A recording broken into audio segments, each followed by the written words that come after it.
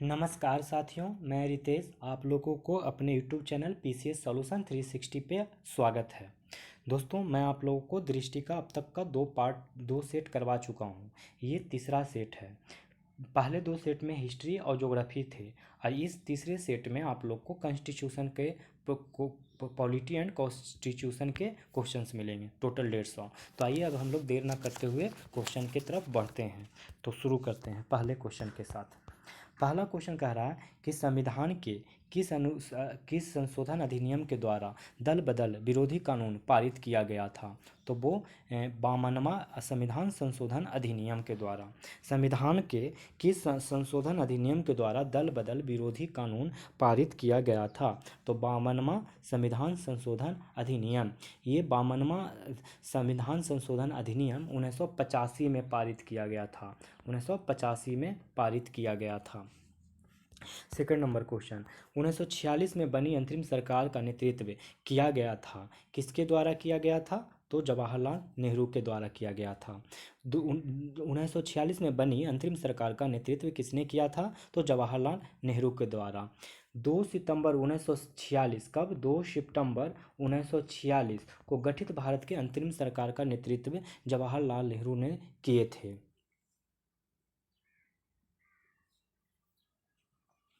Next question, निम्नलिखित में से किससे संबंधित संवैधानिक प्रावधानों के संसद में विशेष बहुमत के माध्यम से संशोधित किया जा सकता है। तब वो है मौलिक अधिकार। मौलिक अधिकार निम्नलिखित में से किससे संबंधित संवैधानिक प्रावधानों को संसद में विशेष बहुमत के माध्यम से संशोधित किया जा सकता है। तो हो जाएगा मौलिक अधिकार। संविधान में निम्नलिखित 3 तरीकों से आवश्यक संविधान संशोधन किया जा सकता है। पहला, संसद का साधारण बहुमत द्वारा संशोधन, और दूसरा संसद के विशेष बहुमत द्वारा संशोधन, और तीसरा संसद के विशेष बहुमत द्वारा एवं आधे राज्य विधानमंडल की संस्तुति के उपरांत संशोधन। इसमें हो जाएगा संवैधानिक प्रावधानों को संसद में विशेष बहुमत के माध्यम से संशोधित किया जा सकता है, मौलिक अधिकार को। ठीक ना। संसद के विशेष बहुमत में प्रत्येक सदन की कुल सदस्यता का बहुमत और प्रत्येक सदन के उपस्थित और मतदान का बाल सदस्यों की संख्या 2/3 बहुमत शामिल है। इस प्रकार विशेष बहुमत से जो प्रावधान संशोधित किए जा सकते हैं उनमें शामिल है मौलिक अधिकार, राज्य के नीति निर्देशक तत्व, अन्य सभी प्रावधान जो पहली साधारण बहुमत और तीसरी श्रेणियों द्वारा कवर नहीं किए गए हैं। तो कुल मिला के हम लोग अब चौथा नंबर पर पहुंचते हैं। किस संवैधानिक संशोधन द्वारा मूल कर्तव्यों को भारतीय संविधान में शामिल किया गया है। तो वो शामिल किया गया है 42वां संशोधन अधिनियम। किस संवैधानिक संशोधन द्वारा मूल कर्तव्यों को भारतीय संविधान में शामिल किया गया है। तो 42वां संविधान संशोधन। 42वां संविधान संशोधन 1976 में हुआ था। 76 में हुआ था। और मूल कर्तव्य को आप लोग को पता होगा कि भाग 4 के ए में रखा गया है। भाग 4 के 1 और आर्टिकल संख्या 51 के ए में रखा गया है। टोटल 11 मूल कर्तव्य हैं। वर्तमान में कितने हैं। तो 51 मूल कर्तव्य हैं जो वैधानिक कर्तव्य हैं और विधि द्वारा परिवर्तनीय भी हैं। विधि द्वारा परिवर्तनीय भी है। निम्नलिखित में से किसके पास किसी राज्य में विधान परिषद के उत्साद या सृजन की शक्ति है। तब वो है संसद। निम्नलिखित में से किसके पास किसी राज्य में विधान परिषद के उत्सादन या सृजन की शक्ति है। संसद। भारत की स्वतंत्रता के बाद बिहार का पहला राज्यपाल कौन था। तो वो थे जय रामदास दौलत राम। भारत की स्वतंत्रता के बाद बिहार का पहला राज्यपाल कौन था। तो जय रामदास दौलत राम। निम्नलिखित में से किस मामले में सर्वोच्च न्यायालय ने माना कि एक दया याचिका के निपटारे में सरकार की ओर से हो रही देरी के आधार पर एक कैदी को मृत्युदंड की सजा उम्र कैद में परिवर्तित हो सकती है। तो शत्रुघ्न चौहान बनाम भारत संघ। शत्रुघ्न चौहान भारत बनाम भारत संघवाद, ये केस है 2014 का। एक ऐतिहासिक निर्णय में सर्वोच्च न्यायालय ने कहा कि कैदी की मृत्यु दंड पर दया याचिका से संबंधित निर्णय लेने में सरकार की ओर से देरी होने पर मृत्यु दंड की सजा आजीवन कारावास में परिवर्तित हो सकती है। निम्नलिखित में से किस मामले में सर्वोच्च न्यायालय ने माना कि एक दया याचिका के निपटारे में सरकार की ओर से हो रही देरी के आधार पर एक कैदी की मृत्यु दंड की सजा उम्र कैद में परिवर्तन हो सकता है? तो शत्रुघ्न चौहान बनाम भारत संघ 2014 का केस है। प्रधानमंत्री सहित केंद्रीय मंत्रियों की कुल संख्या नहीं होगी, तो वो नहीं होगी लोकसभा की कुल सदस्य संख्या के 15% से अधिक। प्रधानमंत्री सहित केंद्रीय मंत्रियों की कुल संख्या नहीं होगी लोकसभा की कुल सदस्य संख्या के 15% से अधिक। निम्नलिखित में से कौन संविधान प्रारूप समिति के सदस्य नहीं थे? तो वो थे डॉक्टर राजेंद्र प्रसाद। निम्नलिखित में से कौन संविधान प्रारूप समिति के सदस्य नहीं थे? तो डॉक्टर राजेंद्र प्रसाद। बिहार विधानसभा में सीटों की कुल संख्या कितनी है? तो वो है 243। 243। बिहार विधानसभा में सीटों की कुल संख्या है 43, 243।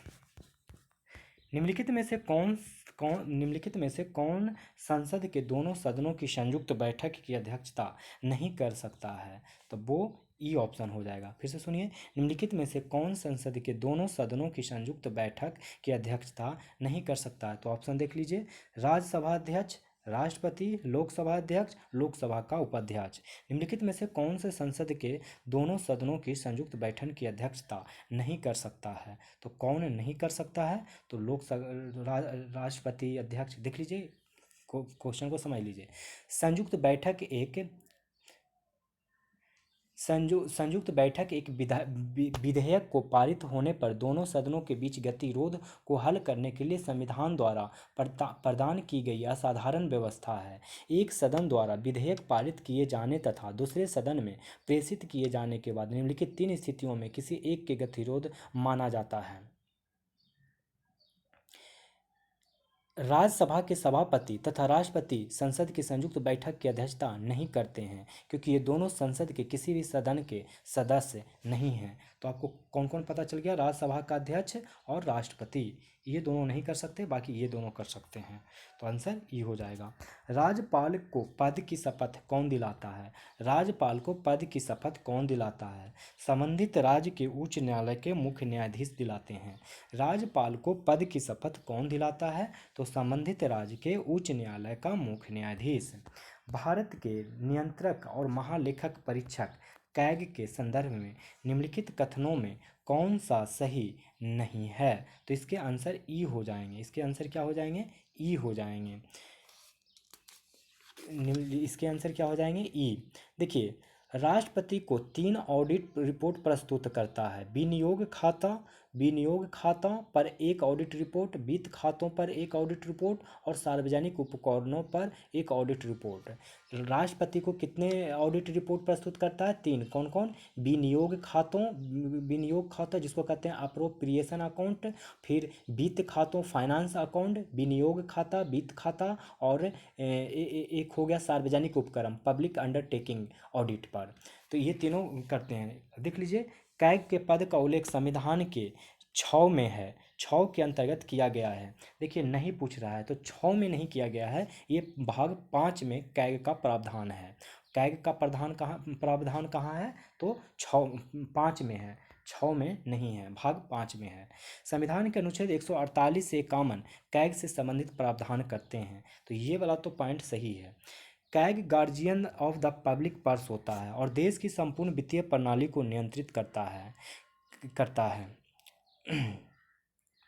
देखिए, कैग जो होता है सार्वजनिक धन का संरक्षक होता है या guardian of the public purse होता है, और केंद्र एवं राज्य दोनों स्तरों पर देश की संपूर्ण वित्तीय प्रणाली को नियंत्रित करता है। तो ये पॉइंट भी सही हो गया। वह केंद्र और राज्य खातों से संबंधित अपनी ऑडिट को सौंपता है। वह केंद्र और राज्य के खातों से संबंधित अपनी ऑडिट रिपोर्ट पर प्रत्यक्षता क्रमशः संसद और राज्य विधानसभाओं को सौंपता है। ये तो गलत है, क्योंकि वह राष्ट्रपति को ये सब सोचता है। उसका कर्तव्य है कि भारत के संविधान और संसद के कानूनों को वित्तीय प्रशासन के क्षेत्र में बनाए रखना। देखिए, वह केंद्र और राज्य के खातों से संबंधित लेखा प्रारूप या ऑडिट रिपोर्ट राष्ट्रपति और राज्यपाल को सौंपता है, जो उसे क्रमशः संसद के दोनों सदनों और राज्य विधानमंडल के समक्ष रखते हैं। देखिए, सौंपने की बात जो कहा जा रहा है ना, यहाँ पे संबंधित क्रमशः संसद विधानसभाओं को सौंपता है, तो डायरेक्ट ये कैग नहीं संसद और राज्य विधानसभाओं को सौंपते हैं, बल्कि राष्ट्रपति संसद में और राज्यपाल विधानमंडल में सौंपते हैं। तो इस तरीके से ये ऑप्शन गलत और पहला वाला ऑप्शन गलत, बाकी ये दोनों सही, इसलिए ऑप्शन ई हो जाएगा। देखिए, आपको एक चीज़ और बता दूं कैग से रिलेटेड, कि कैग जो होते हैं इनकी नियुक्ति राष्ट्रपति द्वारा अपने हस्ताक्षर और मुद्रा सहित अधिपत्र द्वारा की जाती है। इनका जो कार्यकाल होता है तो 65 वर्ष की आयु तक होता है, जो भी पहले हो, 6 वर्ष या 65 वर्ष जो भी पहले हो, उसके बाद इनका पद धारण करता है। माने 6 वर्ष तक रह सकते हैं या 65 वर्ष की आयु तक ही रह सकते हैं। चलिए, अब हम लोग बढ़ेंगे 14 नंबर सवाल की तरफ। वर्तमान में पटना उच्च न्यायालय के मुख्य न्यायाधीश कौन है? संजय करोल। वर्तमान में पटना उच्च न्यायालय के मुख्य न्यायाधीश संजय करोल हैं। संजय करोल। निम्नलिखित में से कौन सी मौलिक अधिकार भारतीय नागरिकों के लिए तो उपलब्ध है परंतु विदेशियों के लिए नहीं? तो वाक एवं अभिव्यक्ति की स्वतंत्रता। वाक एवं अभिव्यक्ति की स्वतंत्रता। निम्नलिखित में से कौन सा मौलिक अधिकार भारतीय नागरिकों के लिए तो उपलब्ध है परंतु विदेशियों के लिए नहीं? तो वो है वाक एवं अभिव्यक्ति की स्वतंत्रता। देखिए, केवल नागरिकों को प्राप्त वे मौलिक अधिकार जो विदेशियों हेतु उपलब्ध नहीं हैं, तो वो है पहला तो धर्म, जाति, नस्ल, लिंग, माने अनुच्छेद 15, 16, 19, 15, 16, 19 के अंतर्गत 19 के अंतर्गत जो छह स्वतंत्रताएं हैं, उन्हें से एक में जो एक ए में जो डिस्कस किया गया है वो सब। फिर अनुच्छेद 29 और अनुच्छेद 30, ये सारे के सारे जो हैं आर्टिकल, ये देशों माने भारत देशवासियों को है, लेकिन और किसी को नहीं। देखिए, आर्टिकल 15 में बात किया जाता है धर्म, जाति, नस्ल, लिंग या जन्म स्थान के आधार पर विभेद का प्रतिषेध है। लोक और अनुच्छेद 16 में बात किया गया है लोक नियोजन के विषय में अवसर की समता, और उन्हें अनुच्छेद 19 के प्रदत्त 6 स्वतंत्रताएं हम लोग को दिया गया है। वाक एवं अभिव्यक्ति की स्वतंत्रता उसमें शामिल है।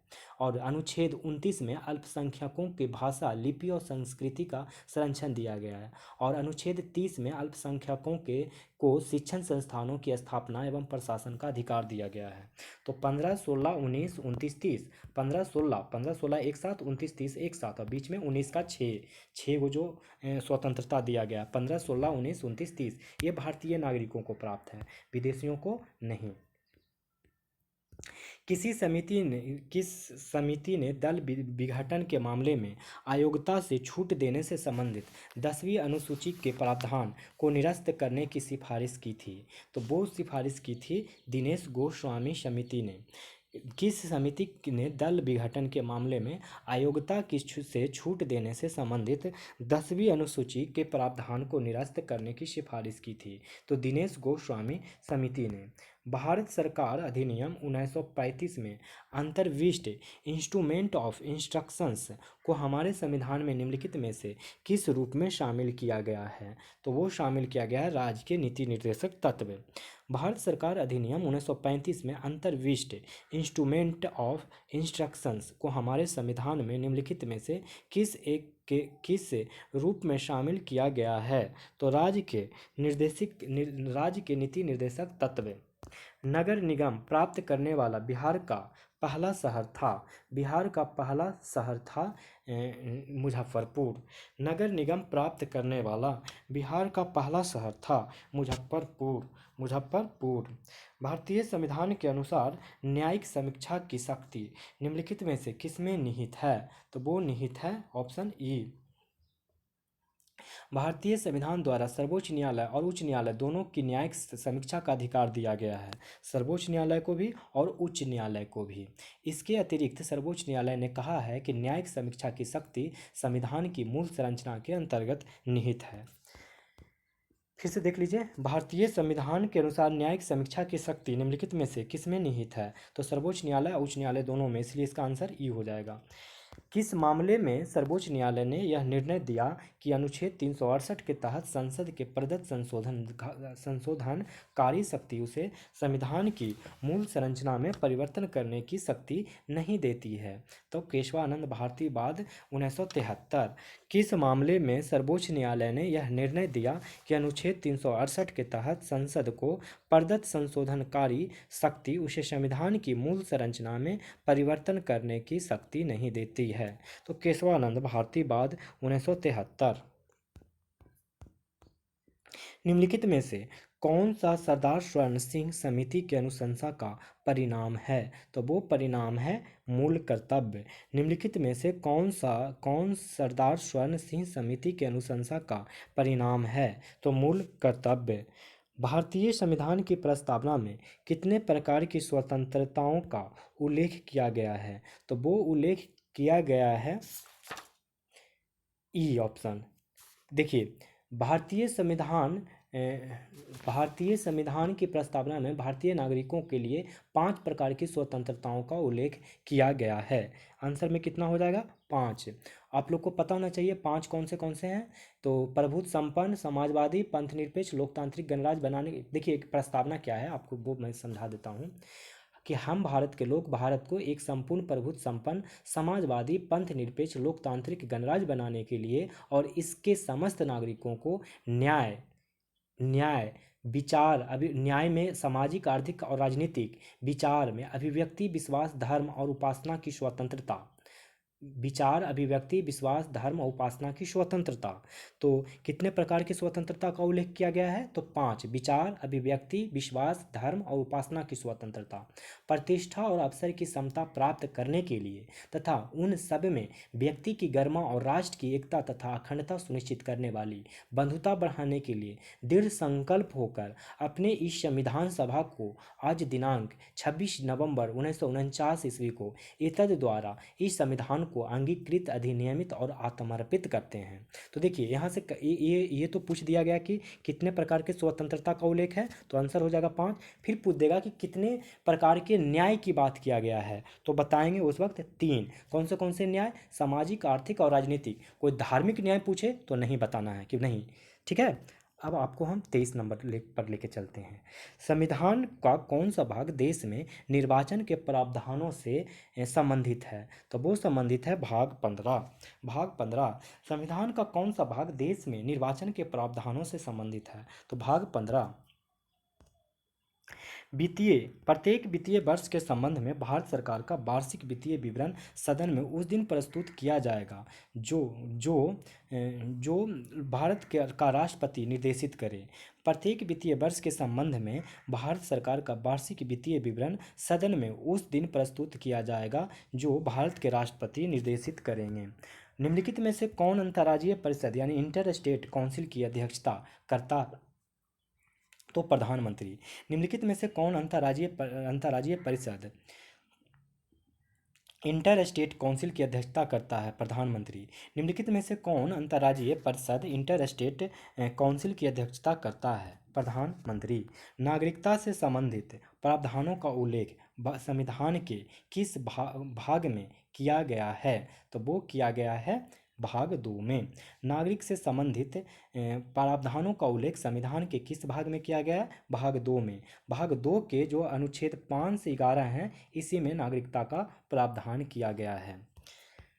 27 नंबर क्वेश्चन देखिए क्या कर रहा है कि संविधान के निम्नलिखित में से कौन से प्रावधान राज्य के नीति निर्देशक तत्व हैं? तो वो हैं अंतर्राष्ट्रीय शांति एवं सुरक्षा को बढ़ावा देना, संविधान के निम्नलिखित में से कौन से प्रावधान राज्य के निर्देशक तत्व हैं? तो अंतर्राष्ट्रीय शांति एवं सुरक्षा को बढ़ावा देना। देखिए, राज्य के नीति निर्देशक तत्व जो हैं ये हमारे भाग 4 में हैं। कौन किस किस भाग में हैं? तो 4 भाग में हैं, भाग 4 में। और ये जो 51 नंबर का अनुच्छेद है उसी में अंतर्राष्ट्रीय शांति एवं सुरक्षा को बढ़ावा देना की बात किया गया है। 51 में अनुच्छेद 51 में अंतर्राष्ट्रीय शांति एवं सुरक्षा को बढ़ावा देना की बात किया गया है। भारत के निम्नलिखित प्रधानमंत्रियों में से कौन अविश्वास मत से पराजित हुआ था? तो वो कौन थे? तो वो थे मतलब संविधान के अनुसार किसी सरकार की सत्ता तभी बनी रह सकती है जब उस सरकार के लोकसभा में आवश्यक बहुमत प्राप्त हो। देखिए, भारत में एक चीज़ और याद रखिए कि संविधान का अनुच्छेद जो 75 का 3 है उसमें प्रावधान है कि मंत्रिपरिषद लोकसभा के प्रति सामूहिक रूप से उत्तरदायी होगा। मंत्रिपरिषद जो है लोकसभा के प्रति सामूहिक रूप से उत्तरदायी होंगे। ऐसा बात आर्टिकल संख्या 75 के 3 में किया गया है। और इसी जो सामूहिक उत्तरदायित्व है इसके परीक्षण के लिए लोकसभा में एक नियमावली है। उस नियमावली में इस अगर सामूहिक उत्तरदायित्व का परीक्षण करना है तो आप अविश्वास प्रस्ताव लेके आइए। नियम के अनुसार क्या होता है इस नियम में कि किसी लोकसभा सदस्य को सरकार के विरुद्ध अविश्वास प्रस्ताव प्रस्तुत करने के लिए 50 सांसदों का समर्थन होना आवश्यक होता है। इसके बाद इस प्रस्ताव पर सदन पर चर्चा होती है। देखिए, विश्वनाथ प्रताप सिंह जो कि 1990 में विश्वनाथ प्रताप सिंह 1990 में इनके खिलाफ अविश्वास प्रस्ताव लाया गया और ये हार गए। मतलब अविश्वास प्रस्ताव पास हो गया। HD देवगौड़ा ये इनके खिलाफ आया था 1997 में, ये भी हार गए। अटल बिहारी वाजपेयी इनके खिलाफ आया था 1999 में, ये भी हार गए। मतलब अविश्वास प्रस्ताव से इनकी सरकारें गिर गई। समझ गए? तो याद हो गया कौन सा? विश्वनाथ प्रताप, HD देवगौड़ा और अटल बिहारी वाजपेयी। भारत के उपराष्ट्रपति के रूप में निर्वाचित होने वाला व्यक्ति न्यूनतम कितनी आयु पूरा कर चुका है? तब वो पूरा कर चुका है 35 वर्ष। भारत के उपराष्ट्रपति के रूप में निर्वाचित होने वाला व्यक्ति न्यूनतम कितनी आयु पूरा कर चुका है? 35 वर्ष। राज्य के नीति निर्देशक तत्वों के विषय में निम्नलिखित कथनों में से कौन सा सही नहीं पूछ रहा है, यानी कौन सा गलत कथन है ये पूछ रहा है। तो देखिए, ये प्रावधान राज्य पर नकारात्मक दबाव आरोपित करते हैं। ये बात बिल्कुल गलत है कि राज्य के नीति निर्देशक तत्व राज्य पर नकारात्मक दबाव नहीं बल्कि सकारात्मक दबाव आरोपित करते हैं। इसे आयरलैंड के संविधान से ग्रहण किया गया है। ये बिल्कुल आयरलैंड के संविधान से ग्रहण किया गया है। इसके भाग 4 में इसका उल्लेख है। नीति निर्देशक तत्व न्यायालय में गैर न्यायोचित हैं लेकिन देश के शासन में मूलभूत हैं। निर्देशक तत्व न्यायालय में गैर न्यायोचित हैं लेकिन देश के शासन में मूलभूत है।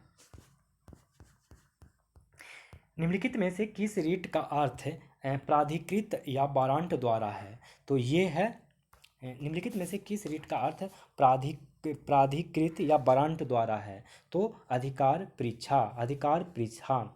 देखिए, रीट निम्नलिखित 5 प्रकार के होंगे। कौन से? एक बंदी प्रत्यक्षीकरण, दूसरा परमादेश, तीसरा प्रतिषेध, चौथा अधिकार परीक्षा, पांचवा उत्प्रेषण।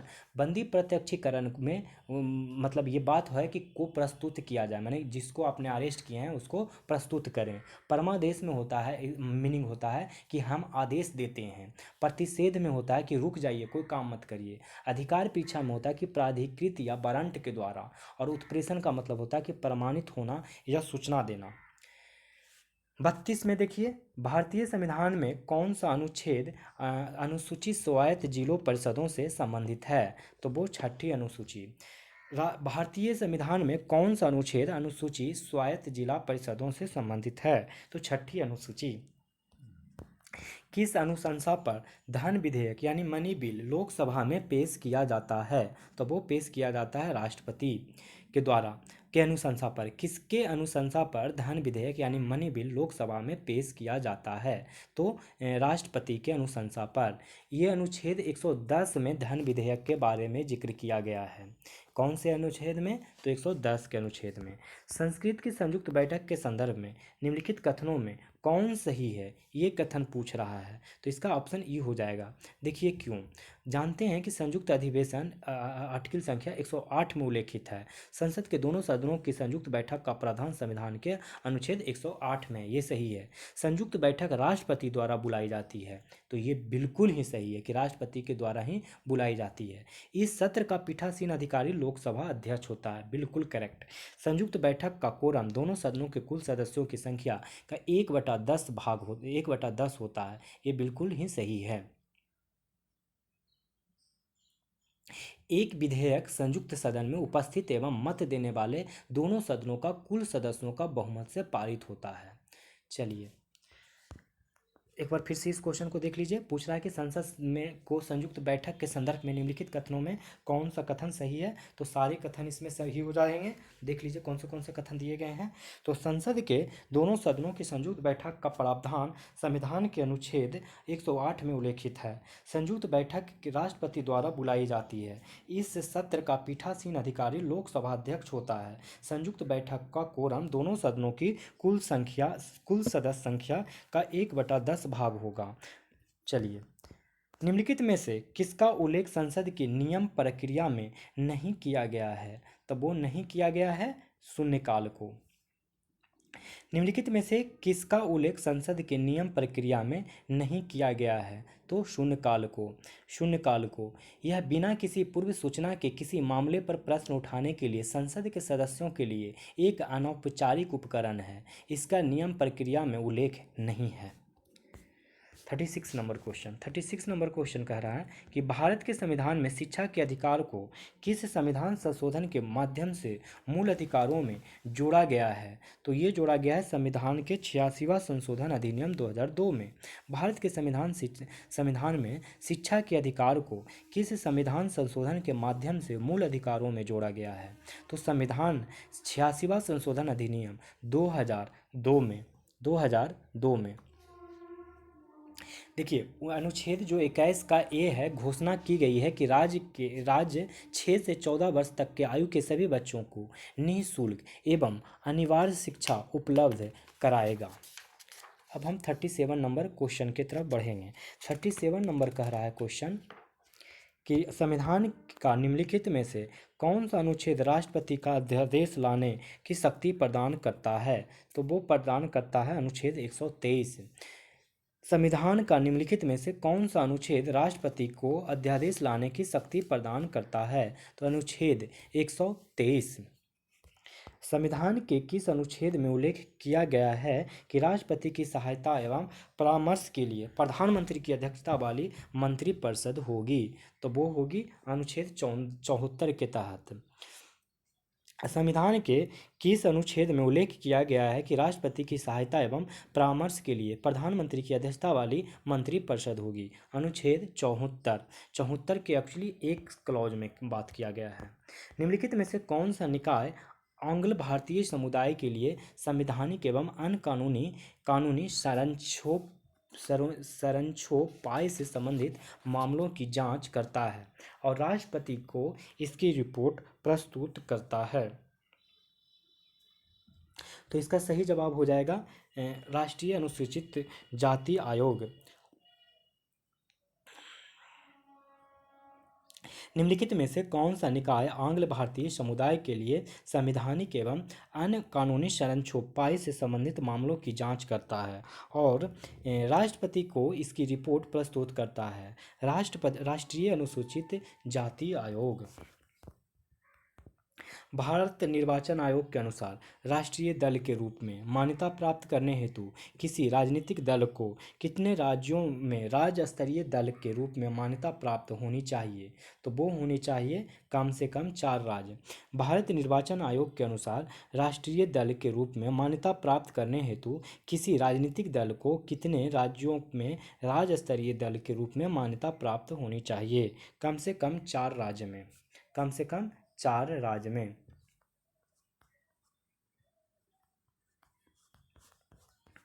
देखिए अगला सवाल, निम्नलिखित में से कौन पृथक बिहार राज्य की मांग करने वाला प्रथम व्यक्ति था। तो वो था डॉक्टर सच्चिदानंद सिन्हा। निम्नलिखित में कौन पृथक बिहार राज्य की मांग करने वाला प्रथम व्यक्ति था? तो वो थे सच्चिदानंद सिन्हा। भारत के महान्यायवादी के संबंध में निम्नलिखित के तथ्यों पर में कौन सही नहीं है? कौन सही नहीं है ये पूछ रहा है। तो वह केंद्रीय कार्यपालिका का हिस्सा नहीं है, ये सही नहीं है। देख लीजिए, भारतीय संविधान का अनुच्छेद 76 भारत के महान्यायवादी के पद का प्रावधान करता है। भारत के महान्यायवादी के संबंध में निम्नलिखित तथ्यों में कौन सा सही नहीं है? वह केंद्र सरकार का मुख्य कानूनी सलाहकार होता है और सर्वोच्च न्यायालय में भारत सरकार का मुख्य अधिवक्ता। उसे भारत के राष्ट्रपति द्वारा संविधान के अनुच्छेद 76(1) के तहत नियुक्त किया जाता है तथा वह राष्ट्रपति के प्रसाद पर्यंत अपने पद पर बना रहता है। महान्यायवादी केंद्रीय कार्यपालिका का हिस्सा होता है और वह देश की सर्वोच्च कानून अधिकारी है। ठीक है, चलिए। भारतीय संविधान 73वां संविधान संशोधन अधिनियम 1992 उन सभी राज्यों में पंचायती राज की त्रिस्तरीय प्रणाली का प्रावधान करता है जिनकी जनसंख्या 20 लाख से अधिक है। भारतीय संविधान 73वां संशोधन अधिनियम 1992 उन सभी राज्यों में पंचायती राज के त्रिस्तरीय प्रणाली का प्रावधान करता है जिनकी जनसंख्या है 20 लाख से अधिक। निम्नलिखित में से किस राज्य की विधानसभा में सीटों की संख्या सर्वाधिक है? तो वो है पश्चिम बंगाल। पश्चिम बंगाल के विधानसभा में 294 सीट हैं, 294 सीट हैं, जबकि बिहार में 243 सीट हैं, मध्य प्रदेश में 230 सीट हैं और 175 सीट है आंध्र प्रदेश में। 175 सीट आंध्र प्रदेश में, 175 सीट आंध्र प्रदेश में। पश्चिम बंगाल में 294, बिहार में 243, मध्य प्रदेश में 230 और आंध्र प्रदेश में 175। निम्नलिखित में से कौन राज्य के कार्यपालिका का भाग नहीं है? तो वो कौन नहीं है? तो वो है विधानसभा अध्यक्ष। निम्नलिखित में से कौन राज्य में कार्यपालिका का भाग नहीं है? तो विधानसभा अध्यक्ष। निम्नलिखित में से किस रीट को न्यायालय द्वारा किसी व्यक्ति द्वारा लोक कार्यालय में दायर अपने दावे की वैधता की जांच करने के लिए जारी किया जाता है? अधिकार परीक्षा। निम्नलिखित में से किस रीट को न्यायालय द्वारा किसी व्यक्ति द्वारा लोक कार्यालय में दायर अपने दावे की वैधता की जांच करने के लिए जारी किया जाता है? तो अधिकार परीक्षा। निम्नलिखित में से कौन बिहार का पहला मुख्यमंत्री था? बिहार का पहला मुख्यमंत्री श्री कृष्ण सिंह थे। बिहार का पहला मुख्यमंत्री कौन थे? तो श्री कृष्ण सिंह। बिहार का पहला मुख्यमंत्री श्री कृष्ण सिंह।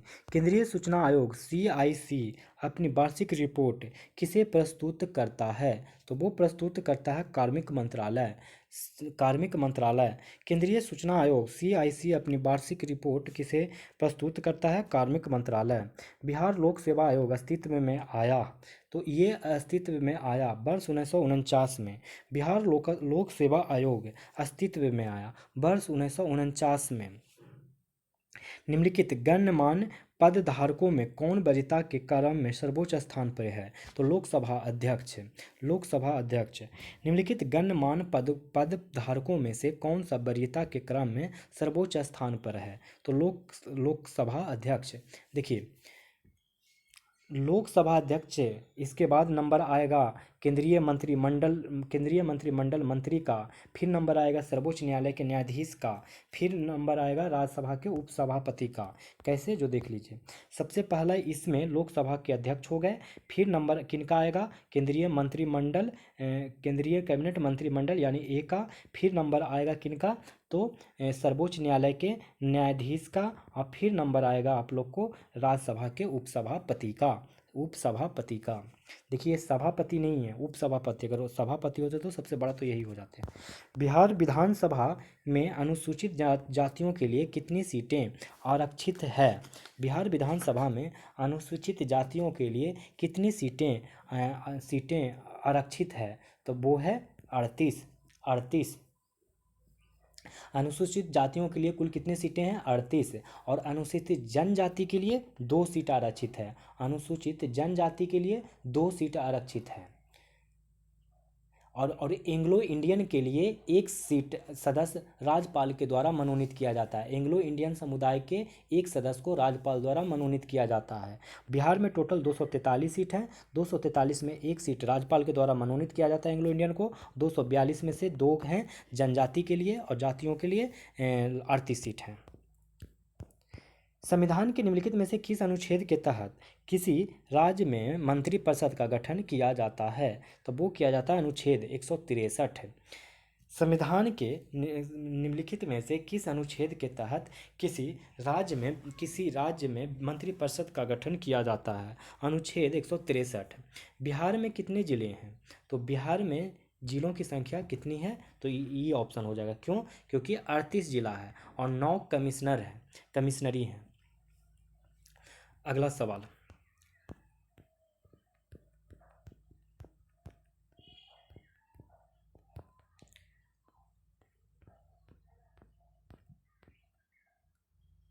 अगला सवाल कौन सा है?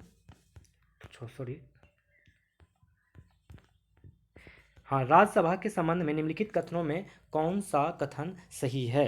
राज्यसभा के संबंध में निम्न कथन में सही कथन पूछ रहा है, तो इसका आंसर ई हो जाएगा। देखिए, राज्यसभा के निम्नलिखित कुछ क्या क्या कह रहा है? इसे पहली बार 1952 में गठित किया गया था। राज्यसभा संसद का दूसरा अंग है जिसकी स्थापना का मूल हमें 1918 के मॉन्टेग्यू चेम्सफोर्ड सुधार में मिलता है। 3 अप्रैल 1952 को इसकी पहली बार गठन किया गया है। तो 3 अप्रैल 1952 को, तो ये वाला पहला सही हो जाता है। राज्यसभा के सदस्य 6 वर्षों के लिए निर्वाचित किए जाते हैं, ये वाला भी आपको सही मिल जाएगा।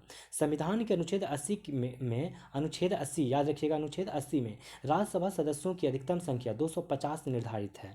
कितना? 250 निर्धारित है, जिसमें 12 सदस्य राष्ट्रपति द्वारा मनोनीत किए जाते हैं। 238 सदस्य राज्यों द्वारा 2 केंद्र शासित प्रदेशों का प्रतिनिधित्व करते हैं। ये सदस्य 6 वर्ष की अवधि तक चुने जाते हैं। राष्ट्रपति द्वारा कुल 12 सदस्य का मनोनीत किया जाता है। इसके अतिरिक्त अखिल भारतीय सेवाओं का सृजन का अधिकार भी इनको प्राप्त है। बिहार राज्य में ग्राम कचहरी का गठन कितनी अवधि के लिए किया जाता है? तो 5 वर्ष के लिए। बिहार राज्य में ग्राम कचहरी का गठन कितने अवधि के लिए किया जाता है? 5 वर्ष के लिए। बिहार विधान परिषद में कुल कितने सीटें हैं? बिहार विधान परिषद में कुल कितने सीटें हैं? तो वो हैं 75। बिहार विधान परिषद में कुल कितने सीटें हैं? 75। किस संविधान संशोधन ने केंद्र शासित प्रदेश दिल्ली को एक विशेष राज्य का दर्जा प्रदान किया? तो एक विशेष राज्य का दर्जा प्रदान किया 69वां संविधान संशोधन अधिनियम ने। किस संविधान संशोधन ने केंद्रीय शासित प्रदेश दिल्ली को एक विशेष राज्य का दर्जा प्रदान किया? तो 69वां संविधान संशोधन अधिनियम।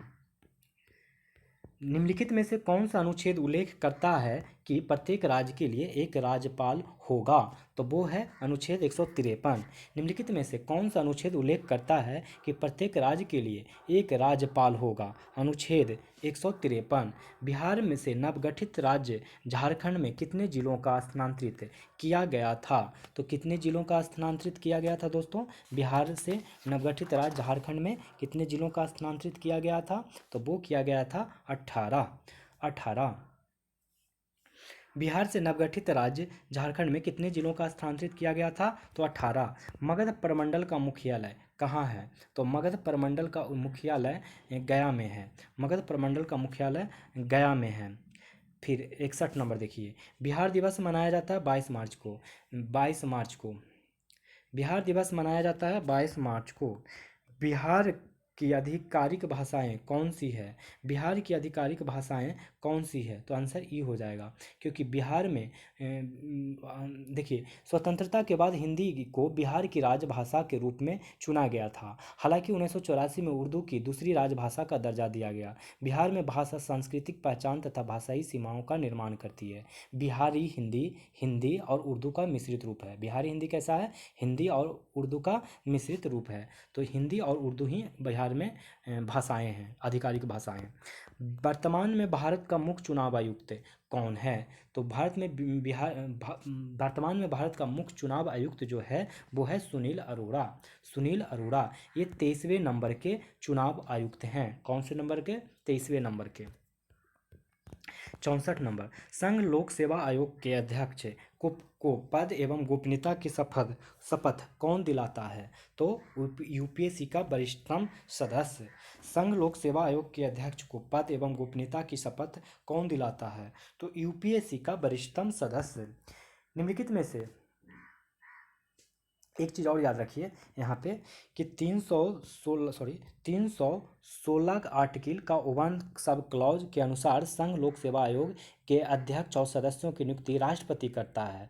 पद एवं गोपनीयता की शपथ के मामले में यूपीएससी का वरिष्ठतम सदस्य यूपीएससी अध्यक्ष को पद एवं गोपनीयता की शपथ दिलाता है, ना कि राष्ट्रपति। ये काफ़ी ज़्यादा इंपॉर्टेंट है, ज़रा ध्यान दीजिएगा। और यूपीएससी के अन्य जो सदस्य हुए उनकी पद एवं गोपनीयता की शपथ यूपीएससी के अध्यक्ष द्वारा दिलाई जाती है, न कि राष्ट्रपति द्वारा। निम्नलिखित में से किस आयोग समिति ने भाषाई आधार पर राज्यों का पुनर्गठन की सिफारिश नहीं की थी? तो इसका आंसर ई हो जाएगा, ई हो जाएगा।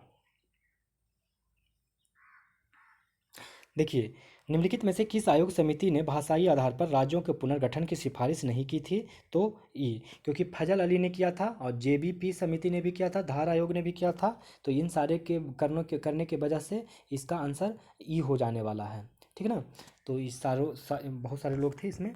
संविधान का कौन सा भाग अधिकरण के प्रावधानों से संबंधित है? तो वो संबंधित है 14A।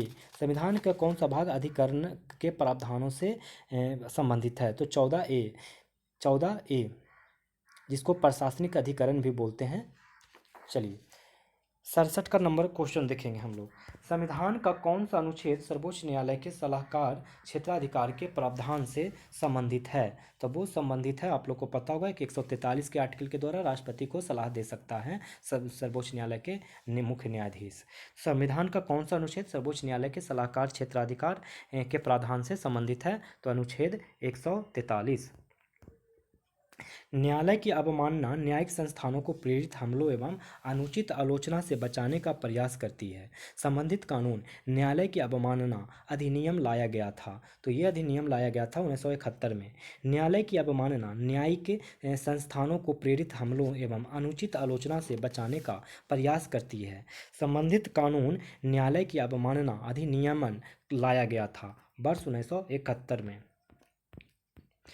निम्नलिखित में से कौन सा देश सरकार की एकात्मक प्रणाली का अनुसरण करता है? तो वो करता है जापान। निम्नलिखित में से कौन सा देश सरकार की एकात्मक प्रणाली का अनुसरण करता है? जापान। निम्नलिखित में से किस बाद में सर्वोच्च न्यायालय ने यह प्रतिपादित किया कि उद्देश्य का संविधान का एक अंग है? तो आंसर हो जाएगा ई हो जाएगा।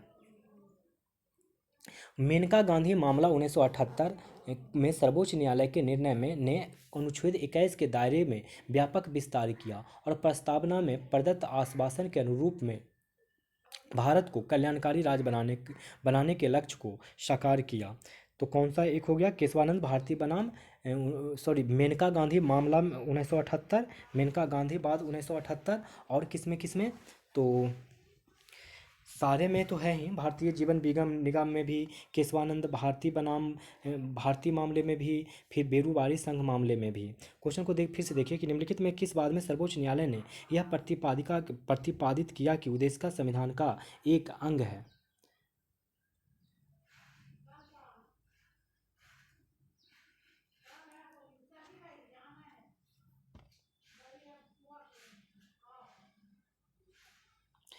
तो देख लीजिए, इसको थोड़ा सा पढ़ लीजिएगा अच्छे से, क्योंकि डिटेल इसका बहुत बड़े बड़े हैं। तो आप इसको एक बार क्लियर कर लीजिएगा। इसका आंसर ई हो जाएगा। आंचलिक परिषद के अध्यक्ष के रूप में कौन कार्य करता है? तो वो कार्य करता है गृह मंत्री। आंचलिक परिषद के अध्यक्ष के रूप में कौन कार्य करता है? तो गृह मंत्री। निम्नलिखित में से कौन दिल्ली के अतिरिक्त किसी अन्य स्थान को सर्वोच्च न्यायालय के स्थान के रूप में नियुक्त करने का अधिकार प्रदान करता है? तो भारत का मुख्य न्यायाधीश। भारत का मुख्य न्यायाधीश। निम्नलिखित में से कौन दिल्ली के अतिरिक्त किसी अन्य स्थान को सर्वोच्च न्यायालय के स्थान के रूप में नियुक्त करने का अधिकार प्रदान करता है? तो भारत का मुख्य न्यायाधीश। निम्नलिखित में से कौन सा संविधान के अनुच्छेद 15 में उल्लेखित प्रावधानों के तहत भेदभाव का आधार नहीं है? तो वो है निवास स्थान। निम्नलिखित में से कौन संविधान के अनुच्छेद 15 में उल्लेखित प्रावधानों के तहत भेदभाव का आधार नहीं है? तो निवास स्थान। संविधान संशोधन के संबंध में निम्नलिखित कथनों में से कौन सही नहीं है? तो ये सही हो, इसका आंसर हो जाएगा ए। एक संशोधन विधेयक केवल लोकसभा में प्रस्तुत किया जा सकता है, ये गलत है, बाकी सब सही है। देखिए, वर्तमान में भारत के 6 राज्यों में है विधान परिषद हैं। पहले इसका क्वेश्चन समझ लीजिए क्या कह रहा है। संविधान संशोधन के संबंध में निम्नलिखित कथनों में से कौन सही नहीं है? तो एक संशोधन विधेयक केवल लोकसभा में प्रस्तुत किया जा सकता है, ये बिल्कुल गलत है बात है। संविधान के संशोधन का आरंभ संसद के किसी भी सदन में इस प्रयोजन के लिए विधेयक पुनः स्थापित करके ही किया जा सकेगा, किसी राज्य विधानमंडल में नहीं। अगला, संशोधन संबंधी विधेयक एक निजी सदस्य द्वारा प्रस्तुत किया जा सकता है, ये तो सही है। संशोधन संबंधी विधेयक एक निजी विधेयक को किसी मंत्री या गैर सरकारी सदस्य निजी द्वारा पुनः स्थापित किया जा सकता है और इसके लिए राष्ट्रपति की पूर्व स्वीकृति आवश्यक नहीं है। इसके लिए राष्ट्रपति की पूर्व अनुमति की आवश्यकता नहीं होती है, बिल्कुल सही बात। इस संबंध में दोनों सदनों की संयुक्त बैठक आयोजित करने का कोई भी प्रावधान नहीं है। 75 नंबर, निम्नलिखित में से कौन सा राज्य विधान परिषद नहीं है? इसका आंसर ई, क्योंकि वर्तमान में जो विधान परिषद है वह है आंध्र प्रदेश, तेलंगाना, उत्तर प्रदेश, बिहार, महाराष्ट्र और कर्नाटक। तो उड़ीसा में नहीं है, हिमाचल प्रदेश में नहीं है, बिहार, तेलंगाना, आंध्र प्रदेश, उत्तर प्रदेश और कहाँ एक ठो और बच गया, महाराष्ट्र और कर्नाटक में विधान परिषद है। बिहार का सचिवालय स्थित है, तो बिहार का सचिवालय पटना में स्थित है। बिहार का सचिवालय पटना में स्थित है। बिहार राज्य में कितनी बार राष्ट्रपति शासन लगाया गया? तो वो लगाया गया 8 बार। बिहार राज्य में कितनी बार राष्ट्रपति शासन लगाया गया? तो 8 बार लगा दिया गया।